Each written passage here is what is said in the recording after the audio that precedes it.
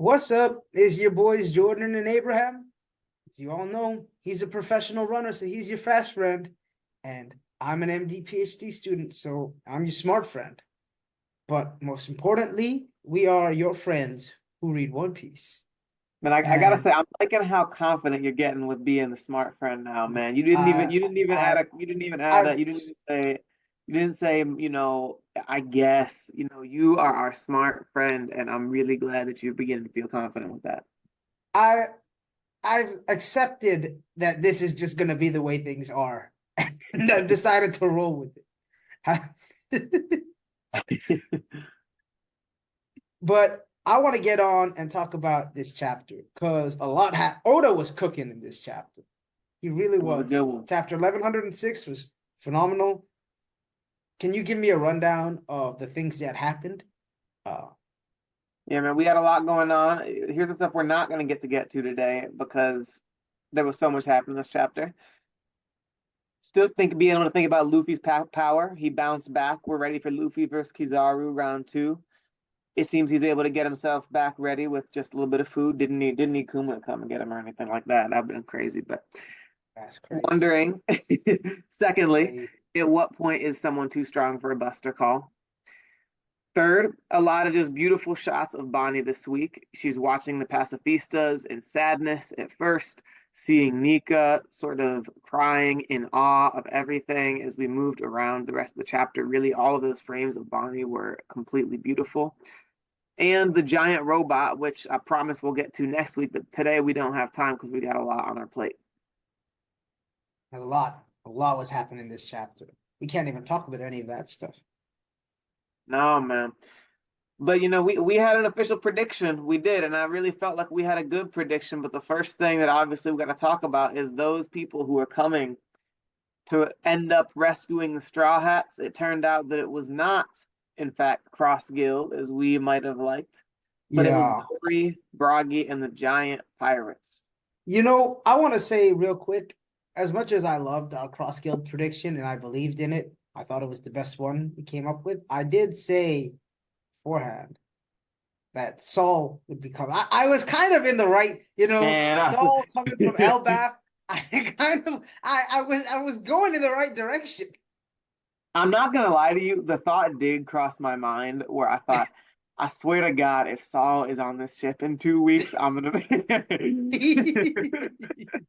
I was like, if Saul is on this ship in 2 weeks, man, I'm in big trouble.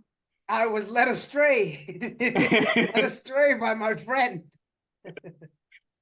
Well, here's the thing, man, because Saul being on the ship, I would not mind. So I think you said Nico Olvia and Saul, to be fair, Yeah, which is I just like did. a people coming from another arc in the past from O'Hara saying, oh, we ended up. First of all, Nico Olvia, it turns out, is alive and is just running around with Saul and to be ready for this. If Saul ends up being part of the Giant Pirates, I have no problem with that. But it's definitely awesome to see Oda bringing these characters back. And I know one thing that your favorite YouTuber, Yudaron, the Japanese guy who talks about numbers and everything, always brings up is the chapter numbers. And saying one thing that what Oda does is in the current, man, don't give me that face. Don't give me that face, Abraham. Don't keep Bro, laughing. And I'm if saying you this. start, let me just say, if you start changing up the numbers and be like, we're at 1106 in chapter, like, I don't know, 611, the title was blah. If you say something like that, I swear to God, I'm leaving this. I'm leaving. It's gonna be kind of close to that, but not quite. So one of the things that Uteron theorizes about is Oda using similar chapter titles to have things with similar themes. So for example, chapters that are like, 1104, one of the chapters that's very similar to that is no in number wise is 114, right? 114. Now, in what chapter, Abraham, do you think the giants were introduced to this story? I'm gonna guess it was sometime around chapter 114. Not well, no, because this is not 100. This is not 1104, man. It's 1106. Is it 116? Hold on a second. Actually, hold on. I'm going back to get my manga out of here because You saw me going back 2 seconds ago. Mhm. The beginning of chapter 116. That's The crazy. It feels like it should be later because they entered the Grand Line at chapter 100, and then they have the to go big through all of Whiskey Peak the and introduction. Look, you see this right here? Chapter 116. Big. The introduction of Dory and Bragi is in the chapter with the number that resembles the current number. that's nice. That's Come really on, man. nice. Come on, man. That's kind of cool. That's kind of cool. Have you ever heard of a coincidence? Like, But we know Oda kind of plays games with the word plays. We know he kind of builds things based off of the chapter numbers, sometimes just see, for fun, and it's sort of this fun. is this is why. Let me tell you something. You took issue a couple of weeks ago with me not trusting your Japanese translation. This is why I don't trust any of you guys who just speak Japanese fluently and tell us to trust you and take you at your words. Because you guys just like, we all know Oda does X, Y, and Z with wordplay in Japanese, and then all these non-Japanese speakers like myself are just like, oh, I guess I guess we just have to accept that this is a thing that Oda does rather than just being some massive coincidence there. I'm convinced there's a conspiracy by all of you Japanese speakers to make more of this. I want you to go buy some One Piece volumes, Abraham, and look at the SBS because Oda talks about this is how he decides a lot of the characters' birthdays. Now, you'll read it and be like, this doesn't make any sense to me, but you can tell now that you know what I'm saying, you got these highly educated, very cool people who know Japanese in your life and you can tell from how he's when people in the SBS in the question corner are asking about can I name this person this birthday, it's like, oh, you know, like fire fire fist ace. I don't know, you know, like it's all the bounties, like he chooses those things based on that, and so I think it's really interesting to see, Okay. to at the very least theorize that he's playing with the titles of the chapters in this way. And when big coincidences like this happen, I don't know, is it coincidence or is it Oda's masterful planning? Okay. Also, just so you know, Bonnie's word, the wordplay of Bonnie's bounty is Sunny. Just so you know, So she's joining the Straw Hats, you think? I think she's joining the Straw Hats. Okay. I mean, I've already said, I think I said a couple weeks ago that I believe she's gonna join as like a cabin girl kind of role, kind of like Shanks on Roger's ship. But we're getting a little sidetracked from the chapter. Right, The right, giant right. pirates are on Egghead. Yeah, very exciting. Yeah. What'd you I think when you think saw that it's panel? oh, I thought it was amazing. First of all, I got hyped because Dory and Brookie were I don't want to say some of my favorite characters from pre-time skip, but in terms of like side characters, you know, Island specifically, I loved their whole backstory. Their whole conflict was hilarious. Whereas like we Mm. don't even remember why we started fighting, but you know, our pride won't let us stop. So it was really exciting for me to get to see them reintroduce into the story. It makes perfect sense given that we know Elbaf is close to Egghead. I'm honestly kind of surprised that we just overlooked the idea that it would be the Giants coming, given that we knew that geographically. I'm also really hyped to see how strong they actually are because when we saw them have that incredible feat with like the Island Eater goldfish with their broken up 100-year-old weapons, right? So with Right. modern weapons from Elbaf, I'm sure these guys are like above like vice admiral level, easy.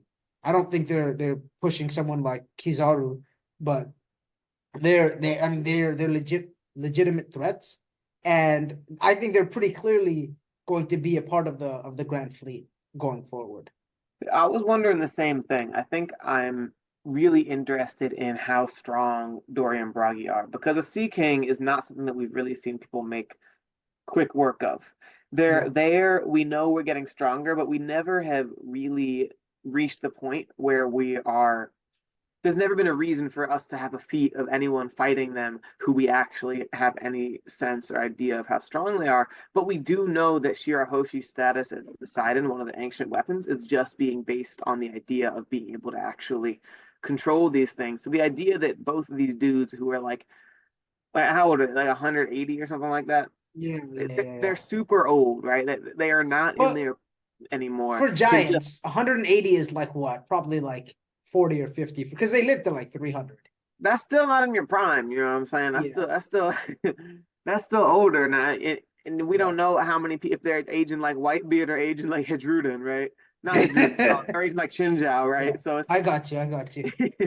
it's to be determined. But I think the question of I think that feat is going to be something that because we read it at a time when we didn't really understand how big the world of One Piece was going to be and how strong people were going to end up being, we didn't really appreciate in the same way as we will coming later.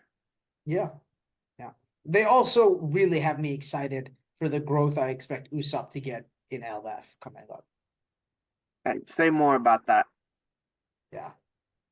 Um, what else happened in this chapter though? We need to hit on You don't want to Vegapunk. talk? No, wait, no, I got more to say Oh, about the Giants, man. Like, I just oh, want to hear more sorry. about Usopp growth. You ever use some Usopp growth, man? I'm also really intrigued because the Giants are sort of one of these ancient races. Yep. Dory and Bragi seem to be running up knowing stuff about Nika.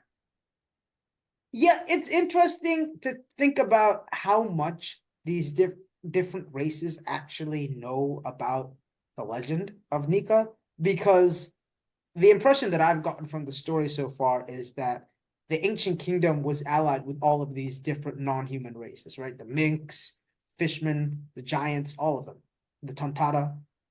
Um, and whether Nika is just the label given to the leader of the ancient kingdom or whether this is actually like a mythical figure, it seems that all of these different tribes kind of have a figure that they worship to some degree, right? That is like a sun god, like some liberator, right? The Buccaneers, I think, have it fleshed out the most in terms of them actually having a label of Nika, and maybe the Buccaneers are were the people of the ancient kingdom that were allied with all of these non-humanoid races, and maybe that's why that history is a little bit more fleshed out there. But yeah, Well, they don't all have the name Nika, but it's never just a random concept of a liberator. I think is really important to say. well, It's not yeah, like some people have a moon god and some people have an earth god, and there's all these random ideas of what's this liberator thing.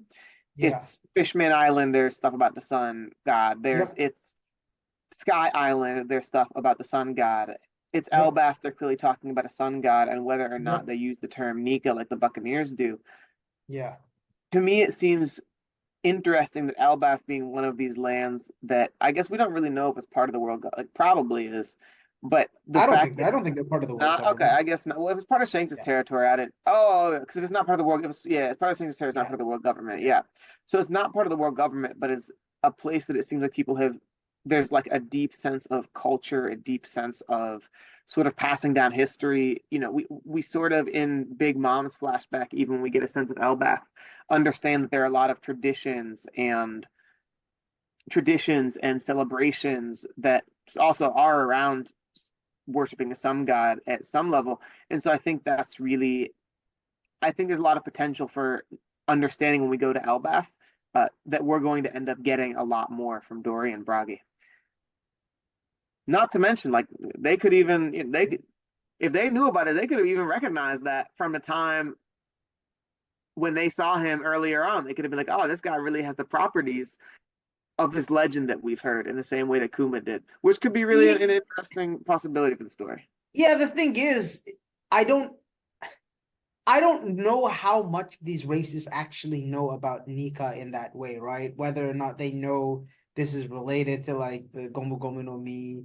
Like I don't think Dory and Brogy would have seen Luffy back on Little Garden and been like, he has the same devil fruit as this legendary figure or the same abilities of this legendary figure, right?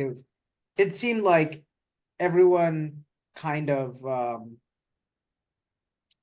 it became clear to everyone that Luffy is the embodiment of Nika once he awakened his fruit, but for some reason, no one is aware of the connection between the rubber fruit and the sun god. So I don't think it would go all that far back.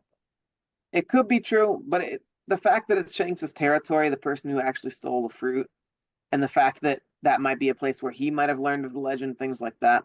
There do seem to be a number of possibilities that could make me feel really good about the idea that, we've been seeing people kind of, whether it's in Little Garden, whether it's Crocus, etc., Yeah. help sort of pass this will along and help these people along. Even just the way we see Yeah, Kuma, now we know his backstory, having gone back to help the Straw Hats. But either way, I think it'll be interesting. I'm excited to see what they bring to the story beyond just showing up after a long time. for Now, sure. the next For sure. thing that happened in the chapter was Bonnie having the ultimate control of the Seraphim. And I really want to say, because you've already been hating on Uteron today, man. You've already been hating on Uteron today, very disrespectfully. I am so mad that I didn't bring this up because one of the theories I thought I was going to bring up was Uteron in his 11:05 video said Bonnie might get control of the Seraphim. He actually it was a theory he came up with 4 months ago, Yeah. and he said it again last week. And I thought I can bring this up in a week or two. It's like chill, whatever. I'll say it once. I said, man, like it was so right. Uteron was You nailing missed it. your chance. I You missed. What missed would your. you?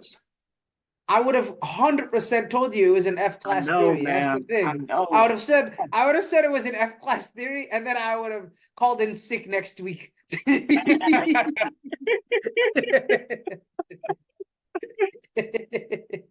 Bro, the moment that I was robbed of with this, Yeah. Yep. I would have been up in the Discord server. I would have been on here starting the show talking about this darn Bonnie and the Seraphim. I'm not a religious man, but sometimes I appreciate the big guy for looking out for me. I won't tell you Ethiopian parent or your Eritrean parents who said that now. But yeah, no, it makes sense in hindsight with Vegapunk's explanation. He's just like, I think the worst possible. I can't imagine a future where you're killed by your dad, right? So I love how Oda actually explained that in the story rather than it just being a random act of rebellion by Vegapunk. Right. I really also do think it changes the numbers game, I feel like, for the final war, right? Because so much of the fleet of the world government and the Marines are these pacifists. They've invested, so much time and money into this pacifista project, and all of a sudden, like Order 66, they're on the other side. Order 66. Yeah, yeah, it's basically what it is, right? Right, yeah. Well, I think one of the things I really like, just sort of following up on that, in terms of why it doesn't feel cheap to me as well, is I think there's if it was working out in a different way, you could really make an argument like, how in the world did Vegapunk do this with no one knowing anything? Like that's ridiculous. How could this be this way? But it's the fact that no who would ever know until we were in literally this exact situation. There's no Exactly. reason for Saturn to suspect that Vegapunk had rebelled. There's no reason for Bonnie to have randomly controlled the Seraphim. Although it would be really interesting to go back to Sabadi to see if there's ever any kind of like hint about this, whether or not. Well, I double checked, and Bonnie was, I think, one of the only supernova that didn't run into a pacifista. At least wasn't shown to run into a pacifista back on Sabaody. We saw like Interesting. X-Ray, Rouge, Hawkins, Killer, Law, Kid, all of them run into pacifistas, but not Bonnie. That's a really that's a really great pickup because I think it makes a lot of sense to be able to look back at that now and say, bro, Oda was cooking this all those years ago in Yeah, Savati, making sure that yeah, he didn't show Bonnie running into Kuma. But so I think it feels like a really nice way to both give the Straw Hats a way out of Egghead. yeah. Potentially, I know this would be the first for someone like me who was a big, I would love to see Luffy and Zoro team up or Zoro to deliver the final blow to Kaido. I know we still haven't had an arc where Luffy isn't the person who defeats the main villain, besides Marineford, obviously, but that's a whole different situation.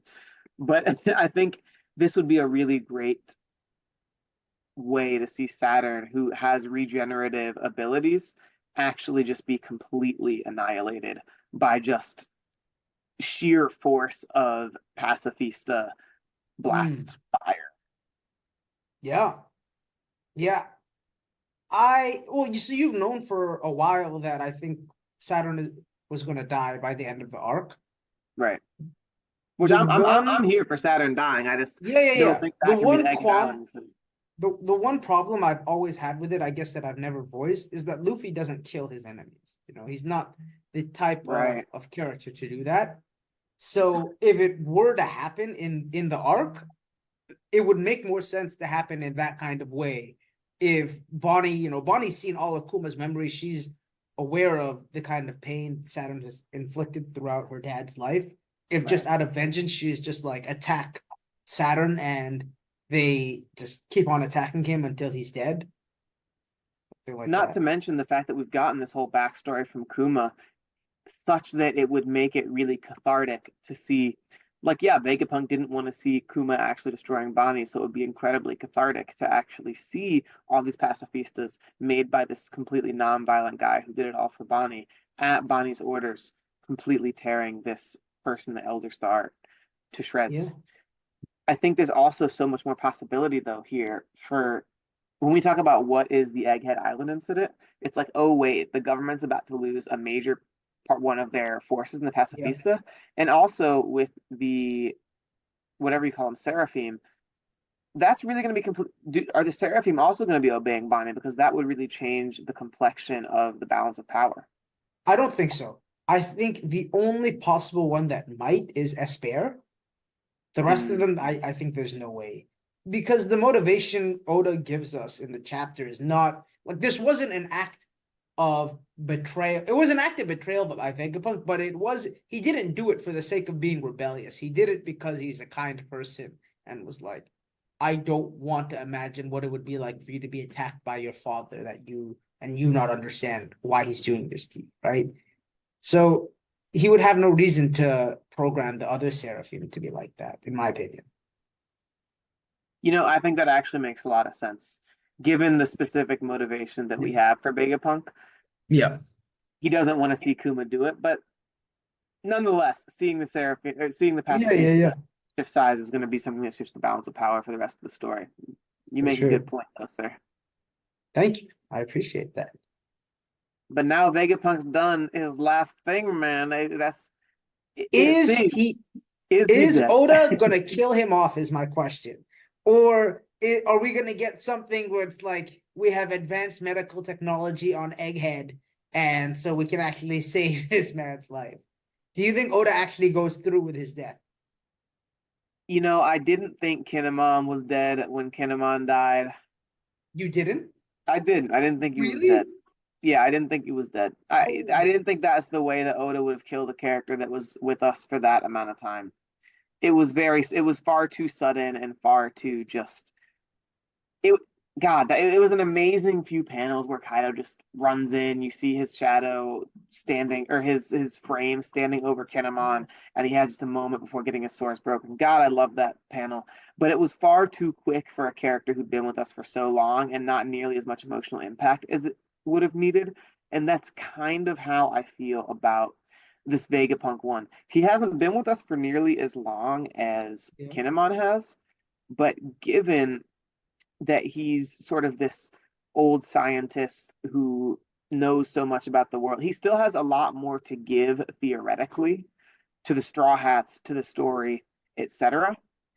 For me to think that he's just going to have died with Saturn stabbing him through the chest right there.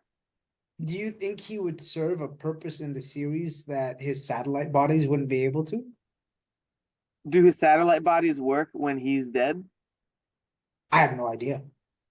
Hey, there's a lot of questions Yeah. with that, right? Because if the Yeah. main body is dead, well, the sat. But I Yeah. also think that it's important to actually have the main body itself. Like, if it's basically his main body dies, but his consciousness are alive in like Lilith or some jank, like we're not going to be particularly impacted by the death either. It's still going to be another fake out death in the same Right. way that whatever Right. the one that died earlier Yeah. was. Um, And so I think that the idea that this character, Vegapunk, who we still need to see some more about the backstory, he still has to kind of explain things like the giant robot and the power of the world. I think that the lore drops that are required by the end of this arc to continue setting us on the path to the end game Yeah. require a living Vegapunk to make that happen. I mean, that's fair. I just, similar to the whole Kinemon thing, you say you didn't expect Kinemon to die because of like the emotional impact of that scene and how long the character had been with us. But at the same time, my guy got stabbed through his whole body by like a sword that was half his size.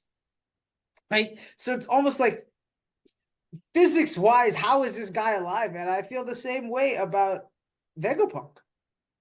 Like this frail little man is just been impaled. Like all of his internal organs are done. Like, Bro, and well, here's the I, first thing, man. Size doesn't matter. Okay. that's what they all say. It's a lie, Jordan. Don't let anyone ever tell you different. That's the first thing, man. Size doesn't matter. The size of the sword that entered Vegapunk does not matter in One Piece. Unless we see a dude with a literal fist through his chest, we do not know for sure if he's dead in that moment. I think you like I'm not saying that it wouldn't feel sort of cheap, right? I know you're a big Morge guy. I know Morge has even been really critical of all the death fake outs, and this might feel like another death fake out. But again, it's a series in which we've had a lot of death fake outs, and I think that the chance that this is another one of them just seems totally reasonable and plausible, especially given this specific character, how long we've heard of him, Yeah. and the fact that he still feels like he has more to contribute. And I think it's possible to say, too, that he might die by the end of the arc, but this is not it. No, that's fair. And to be fair, I don't think this would be a death fake out on the level of something like Pell, right? Right, We right, right, didn't. right. We're not. The problem with a lot of those fake outs is that you get a whole, like you said, a whole emotionally written chapter and farewell to this character. Like a Bone Right. Clay was, I think, for me, it was even worse than Pell's, Oh where man, you hating on the Bon Clay death, bro? you like the idea that Bone Clay is alive. I think he was. I think the role he played in the rest of the story was so interesting. I completely don't mind it.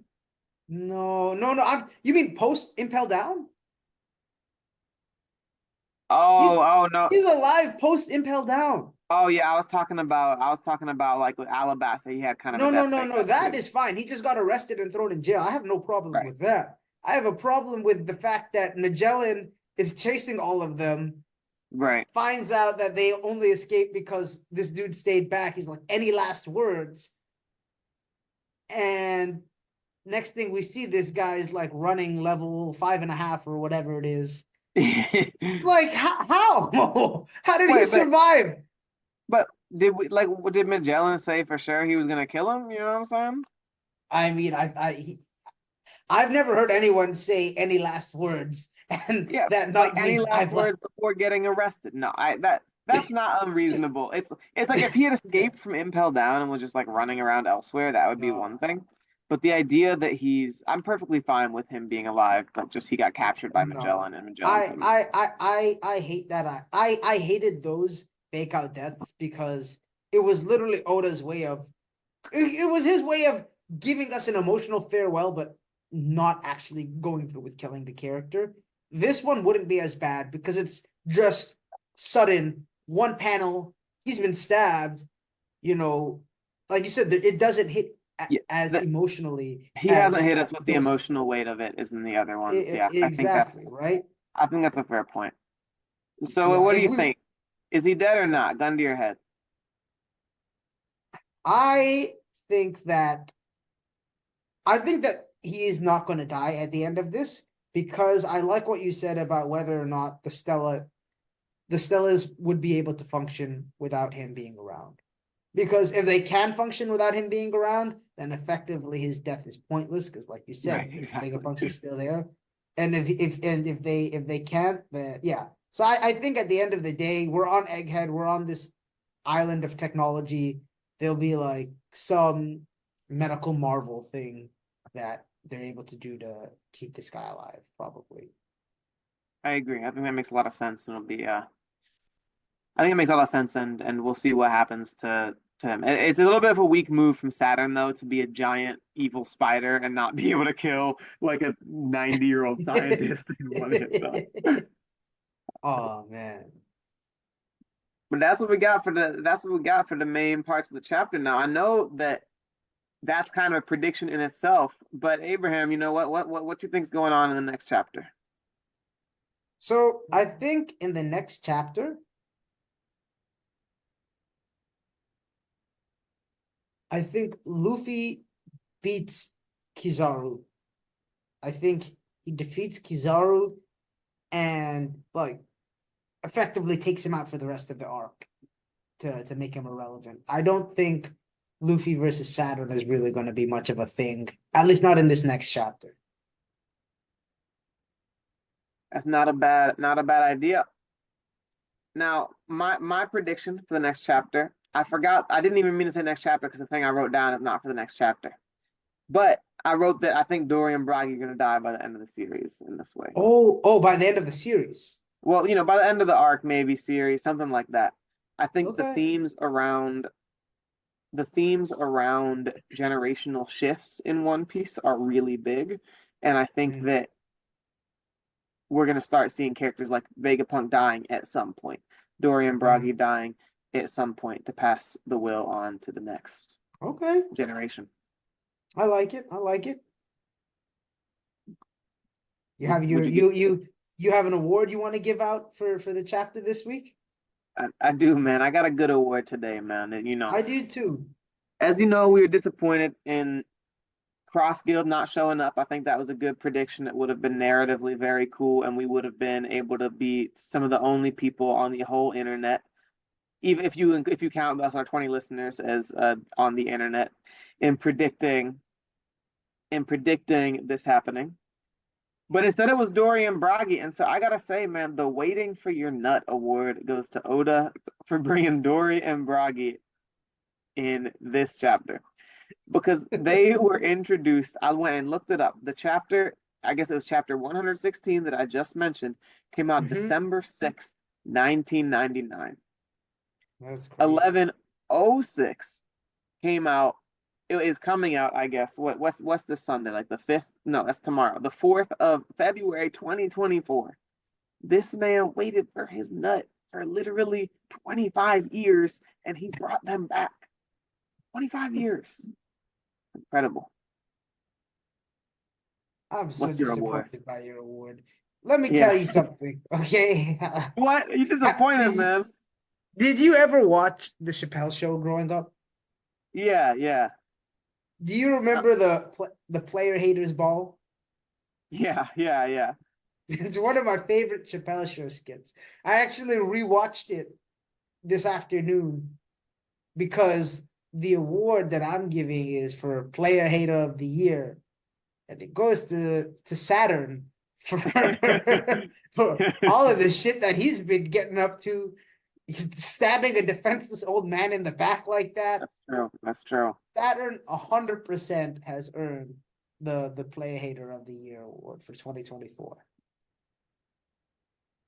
All right then. So that's what we got for the chapter. We got the player hater. Oh, look, I just noticed I mixed up the order that was supposed to be in, but that's because I was too busy smelling this good old Thai food in my house that my roommate just brought in.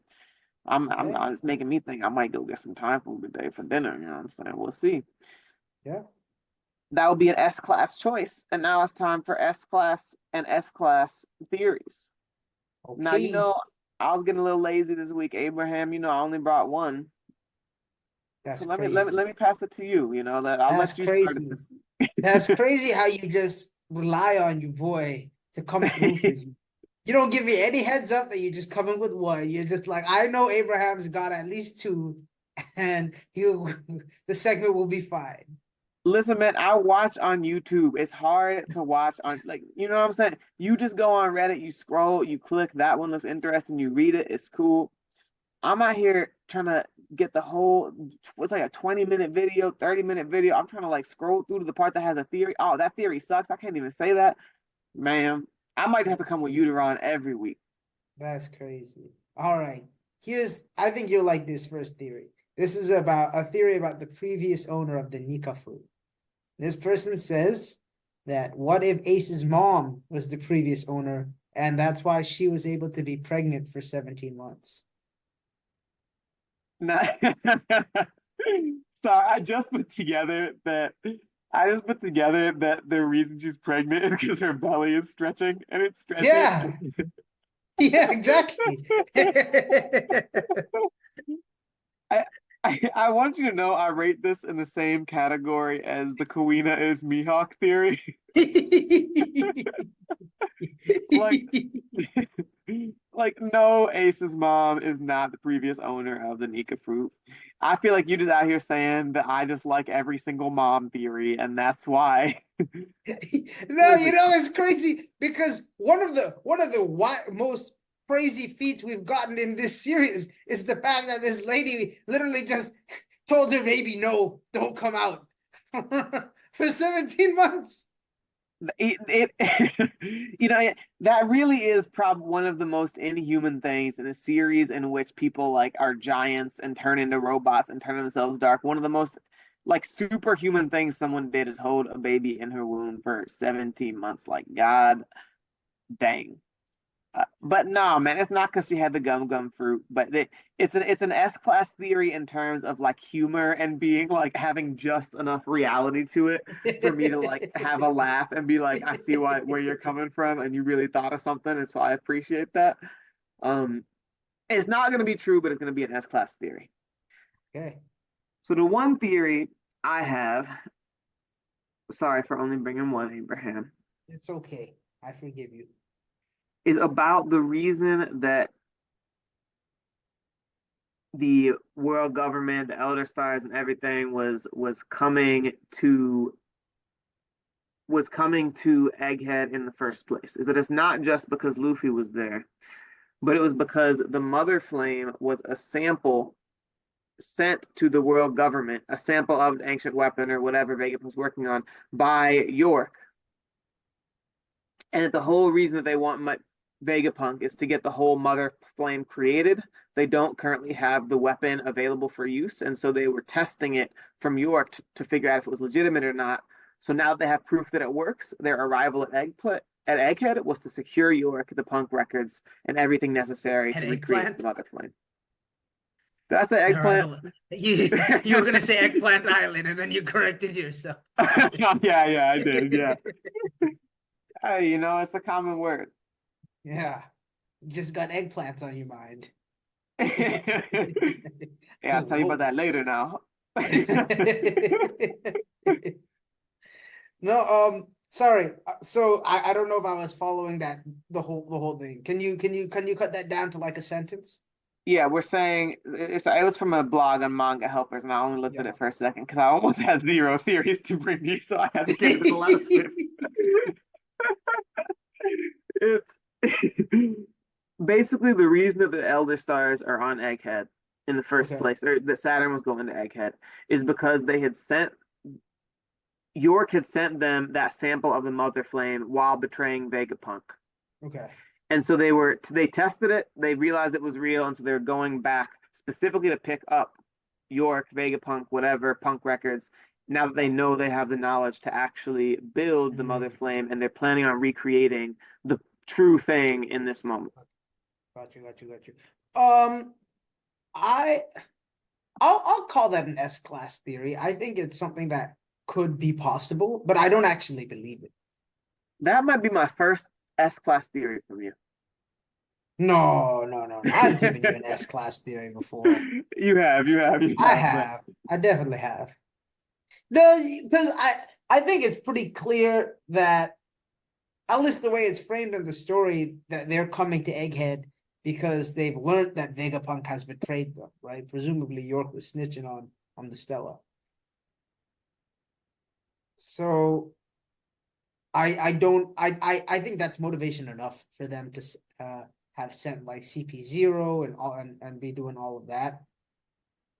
Also, it kind of makes me think of what we talked about earlier, where we're like, if Vegapunk dies, are his stellar bodies still alive or not? Like, York struck up this deal with the Celestial Dragons, and in return, she sold out the rest of the Vegapunk. So that kind of makes me think that maybe their existence is independent of one another. That would be interesting. Yeah. We'll have to see. Stella's the one that I'm not so sure about. But what's your last theory now? My last theory, I think you like this one too. This is that Tashigi looks like Kuina because she's an illegitimate Shimotsuki. Ooh, that goes kind of hard. Yeah. So what you're saying is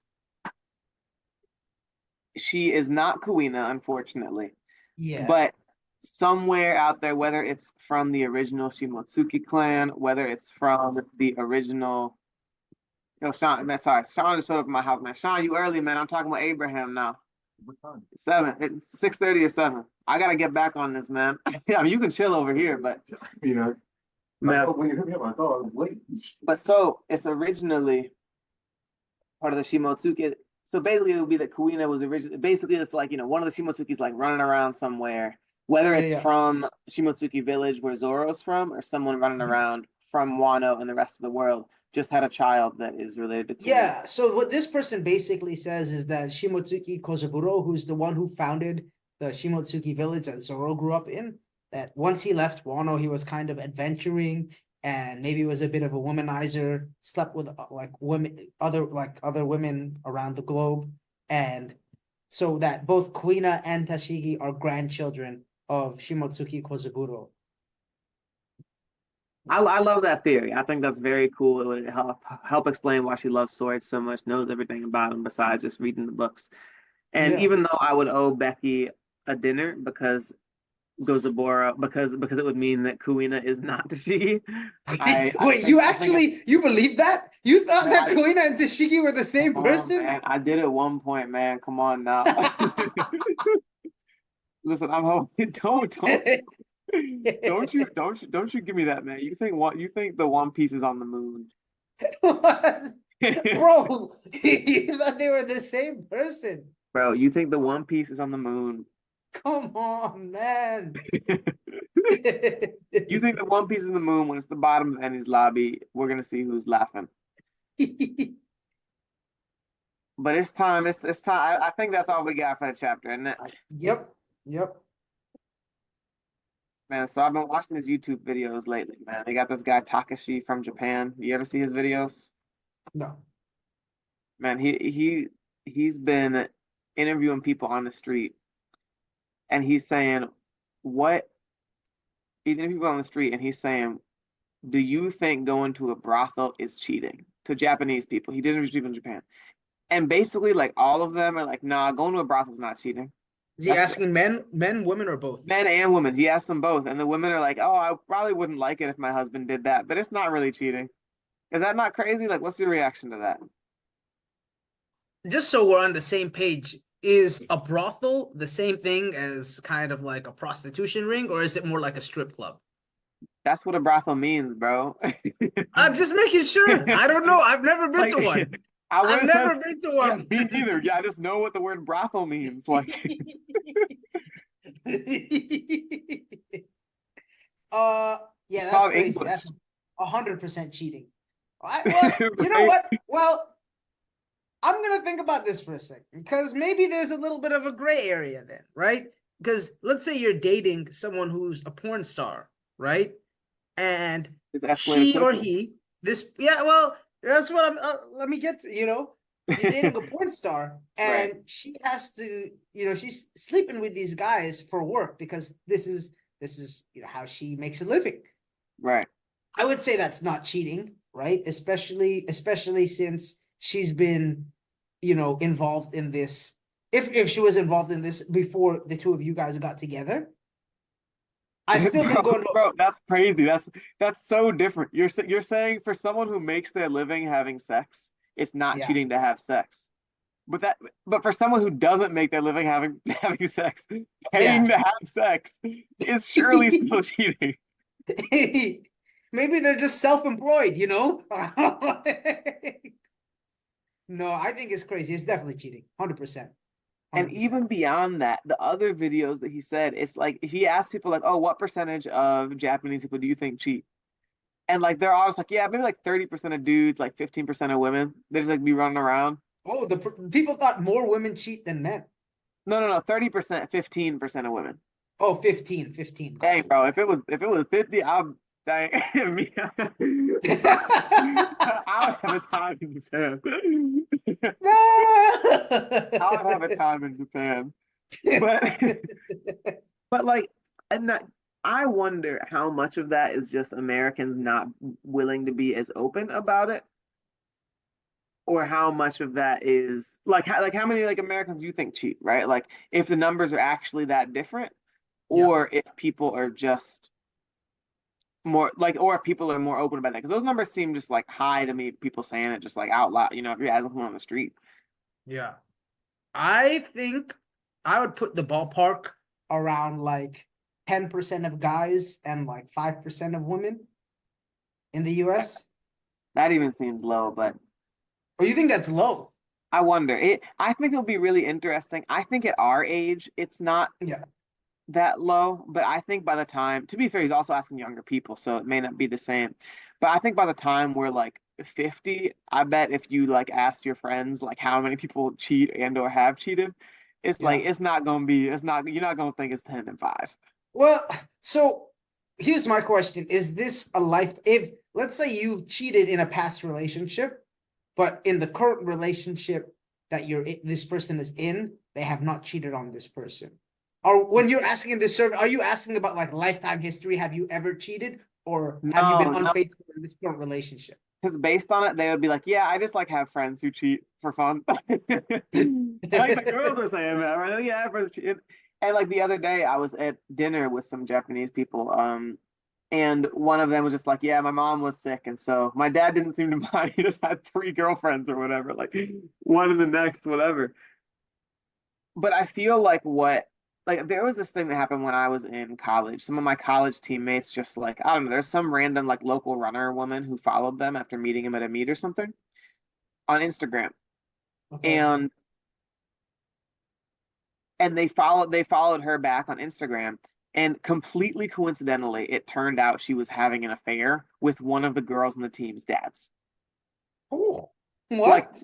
everyone was like, yo, this dude in her photo that she's like, I love you, that's Sarah Yoho's dad. Like what? And so basically like everyone was like, dude, what do we do? Like what do and like when you asked any like 50 or like everyone's like, yeah, I asked my parents, I don't know. They were like, you just let them live their lives. That really made me start thinking like, dang, like I wonder what was happening in all these these married people's lives who are like 50 something, because they're all just like, yeah, just let them live your life. Really? Maybe, it's hard for me to think about how I would feel 20, 30 years from now, about relationships and stuff like that. Maybe at that point you're just like you've been with someone for 20 years and you're like, I don't want to go through this whole process of being single, getting to know someone. Like I put this much time into this relationship, so I'm willing to overlook that. It seems crazy to me though, because it doesn't seem like something I would be willing to overlook. Yeah. Bro, I'll be, yeah, I mean, listen, I'm in the open relationship game, so it's just kind of like it's a whole different You're the last person I'm coming to for advice. If I ever get cheated on, I'm it not wasn't coming to people join coming to me for you. I'll be sad for you, but I'm just saying it's people, it was people who were in these long-term relationships. And I think it's not so much that people are just like it's a good thing or a bad thing, as it is Yeah, that it's a thing that people realize that people have done, people realize their friends have done, and people have had different reasons for doing and felt like yeah. that it's a human thing more than anything else. And so there's a part of me that really wonders, especially as we get older too. Um, I think part of it also depends on the circles you run in. I'll say the guys that I would hang out with before I came to to med school, my number would have probably been a lot higher than it is now. Because I've literally seen guys like I've seen guys that I know are in relationship make moves on women while we're out together. Obviously, Right. I'm not. I don't know their Like, girlfriends, right? I only know them, and I'm not gonna tell someone what they should and shouldn't be doing with respect to their own relationship. But I've seen it happen in front of me. right. But with the kind of circle that I run in now, I guess more of like a progressive crowd. I don't know. It seems like it happens less frequently with the kind of circle that I would run in now. I guess we'll find out. We'll check in if we're still doing I this. don't know. If it's still running. We're doing this podcast in 30 years. Well, 20 years. We'll have an answer. Yeah, You want to talk about Bude? I always want to talk about booty. Huh. You want to talk about Booty? We could talk about booty another week. I want to talk about Keishon Butte. Oh, Boutte. Excuse me. I thought we were talking Butte. about Booty. He's French. I think. I don't know. His friend. So for I don't know how much you heard. Have you heard about the story about what happened to this guy? I heard about it on Nightcap, but I didn't get the details. Okay. So essentially this dude played for LSU a couple of years ago. College football for LSU. And in the span of about 2 years, people found out this recently came out. It came out that he had placed about 9,000 illegal bets over a period of 2 years. Not only did he, so first of all, gambling on sports is legal in most states in the US. For some reason, this dumbass decided to go and use some illegal, like I guess non certified sports betting website, whatever it was. He Right. decides he decides to gamble online illegally, and on top of gambling illegally online, instead of trying to hide it or anything like that, the username that he decides to use for his two accounts are Keishon Butte and Keishon Butte 1. So this guy put zero effort into hiding his crime as well. And now he Oh just man, recently got arrested for that because people found out about what he was doing. He was also betting on games that he was in. dude, what an idiot! Yeah. I Yeah. don't know, like it's to take it at each of those levels. The first thing is if you're making however much money you're making as a football player, that's a lot more than you're gonna make doing sports gambling, particularly illegally. Yeah. The second thing is anyone who puts 9,000 bets down has a serious gambling issue. Like that's Bro, in 2 years, that's over it, 10 right, bets a day. right, right. Like that's a real like this dude like get Kadarius Toney some help because he needs it to get out of these gambling issues he has. And of course, the fact that at least in the other stories you hear like this, they're not necessarily doing it illegally. They're doing it in, they're not necessarily doing it illegally. They're doing it they're still doing it somewhat discreetly. And it's sort of like, oh, Vegas is going to figure it out because Vegas has software and people checking on these things that you aren't really sure about. When you do it with the username Keishon Boutte and your disguise for your second account is Keishon Boutte 1, bro, that is so dumb. Crazy. I want to ask you something though, as a professional athlete, Mm, because he did bet on some LSU games while he was at LSU. And right, obviously, I think it's wrong to bet on your team to lose, right? Because you're in the game, you can influence the outcome. right, I have zero problem with it's. I have zero problem with an athlete betting on their team to win a game. It would right, be like I would have no problem with you betting on yourself to win a race. You know? What do you right. think about that? Well, in sports like golf, it's okay where it's an individual sport. Yeah. Rory McIlroy can bet on himself, Tiger Woods could bet on himself, those kinds of things. It's not normally Yeah, illegal there. I think it's really the ones where it affects other people. And to be fair, right, like even if you're saying winning, like it's like, oh, I'm still gonna try and do a good job. So it doesn't necessarily seem like that much yeah, of an issue. But basically, no one, right? Like people are like, oh, Pete Rose is betting on himself. Like I'm sure he was, and there's no way he wasn't also betting on other stuff. You know what I'm saying? Like, yeah. the number of guys who are actually just betting on themselves, like I don't know how much Keishon Butte bet while he was at LSU, but I'm willing to bet if he put in 9,000 bets in 2 years, that when he was at LSU, he was also betting on a lot of other stuff he wasn't supposed to be betting on. Probably. Yeah. No, I get it. It's the optics are horrible. And it's also like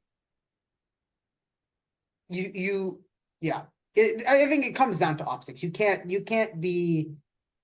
doesn't comp come to the optics. do It's just it comes to well, brain cells. Like if you have enough no, brain no. Well, cells, about it does come down to brain cells, 100%. I mean, I agree with you there, but I mean the idea of an athlete betting on their team to win a game. You don't want to do anything that might look like it compromises the integrity of the game, because right, if right, people start to believe that these things are fixed and there's people, I told you about. I mean, I right, told you about Jamar a couple of weeks ago about how he came up to me at your house and was like, "The NFL script is in and XYZ is gonna happen." right, right, Like right, people right, already look to find conspiracy theories wherever they can. right, So stuff exactly. like this just gives people like validity to what people think. So I get it. I get it. That's Yeah. all we got, is it? I think so. I think it's time to wrap up. All right, man. Well, I'm your fast friend. He's your smart friend. We're both your friends who read One Piece. We love you, all 15 people who might listen to this episode. You Yep. guys are the best. Hey, shout out to Zach who told us he gets some very nice feedback, said he enjoyed listening to the show. So we love you, Zach. Appreciate it if you actually made it this far. We love Uh, all of our listeners. Every and so, single one yeah, of you. Becky, Zach, Joaquin sometimes. So we love you all, and keep listening.